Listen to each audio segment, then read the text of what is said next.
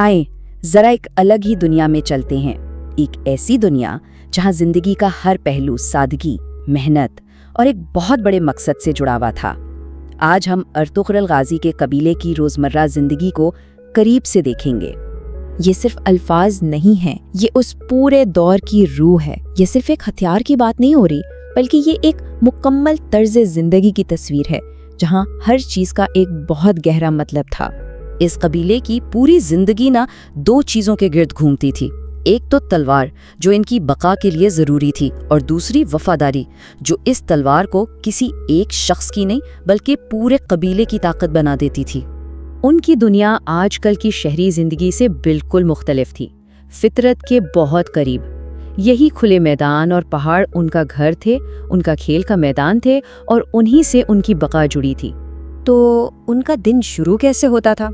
उसका आगाज पता है, खामोशी, रूहानियत और एक नए अज़्म के साथ होता था। जैसे ही सूरज की पहली किरण निकलती, पूरा कबीला अपने रब के सामने खड़ा हो जाता था। यही इबादत उन्हें पूरे दिन की मुश्किलों का सामना करने के लिए रूहानी ताकत देती थी। इस कबीले की सबसे कमाल की बात ये थी कि यहाँ कोई भी बेकार नहीं था। हर शख्स, चाहे वो मर्द हो, औरत हो या बच्चा, माशरे का एक बहुत अहम हिस्सा था। तो देखें जिम्मेदारियां कितनी साफ तकसीम की गई थी। मर्दों का काम था बाहर के खतरात से निमटना और वसाइल लाना। ख़वातीन घर और कबीले की अंदरूनी ज़रूरियात का ख्याल रखती, और बच्चे मुस्तकबिल के मुहाफिज बनने की तैयारी करते थे। ये एक ऐसा निज़ाम था जो खुद ब खुद चलता था। बचपन का मतलब सिर्फ खेलना कूदना नहीं था, बिल्कुल नहीं, बल्कि ये एक तैयारी का वक्त था। उन्हें सिखाया जाता था कि ज़िंदगी एक जिम्मेदारी है और अपने लोगों की हिफाजत उनका सबसे पहला फ़र्ज़ है, ताकि वो बड़े होकर अगाज़ी बने, यानी दीन और कबीले के मुहाफिज।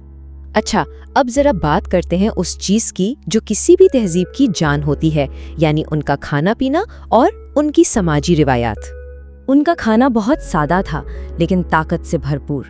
ये वही खुराक थी जो उन्हें सख्त जान बनाती थी और मुश्किल हालात में तवानाई देती थी। और अक्सर खाना मिल बैठकर खाया जाता था, जिससे आपस में मोहब्बत बढ़ती थी। इनकी एक बहुत ही शानदार रिवायत थी मेहमान नवाजी की, और ये सिर्फ एक अच्छी आदत नहीं थी, बल्कि उस सख्त माहौल में जीने का एक तरीका भी था। मेहमान नवाजी से ताल्लुकात बनते थे, इत्तेहाद मजबूत होता था, और खबरें भी एक जगह से दूसरी जगह पहुंचती थीं। सोचें जरा, दिन भर की थकावट के बाद शाम को सब आग के पास जमाए, बुजुर्ग अपनी कहानियां सुना रहे। ये कहानियां सिर्फ दिल बहराने के लिए नहीं थीं, बल्कि इनके जरिए कबीले की तारीख, अक़दार और हिकमत अगली नस्ल तक पहुंचाई जाती थी। लेकिन उन पुरसुकून शामों के साथ साथ एक हकीकत हमेशा सामने रहती थी, और वो थी हर वक्त चौकन्ना रहने की ज़रूरत। जंगी तरबियत उनका रोज़ का काम था। ये कोई ख़ास मौका पर नहीं होती थी, बल्कि रोज़ाना की सख्त मश्क थी। हर मर्द एक सिपाही था जो हर लम्हा अपने लोगों की हिफाजत के लिए तैयार रहता था।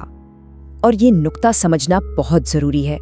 उनकी जंगी महारत का मकसद हमले करना या इलाके फतह करना नहीं था, बल्कि अपना दिफा करना था।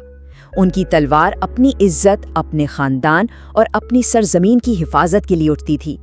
तो आखिर में वो क्या चीज़ें थीं जो इस कबीले को सिर्फ लोगों का एक ग्रोह नहीं, बल्कि एक मजबूत कौम बनाती थी? वो थी उनकी अक़दार। यही वो उसूल थे जो उनके हर काम में नजर आते थे। हिम्मत उन्हें खतरात से लड़ने की ताकत देती थी, वफादारी उन्हें एक दूसरे से जोड़े रखती थी, और ईमान उन्हें हर मुश्किल में रास्ता दिखाता था। मतलब वो सिर्फ सांस नहीं ले रहे थे, उनकी जिंदगी का एक मकसद था। ये कहानी है एक अजीम मकसद के लिए जीने की, कुर्बानियां देने की, और अपनी आने वाली नस्लों के लिए एक बेहतर मुस्तकबिल बनाने की।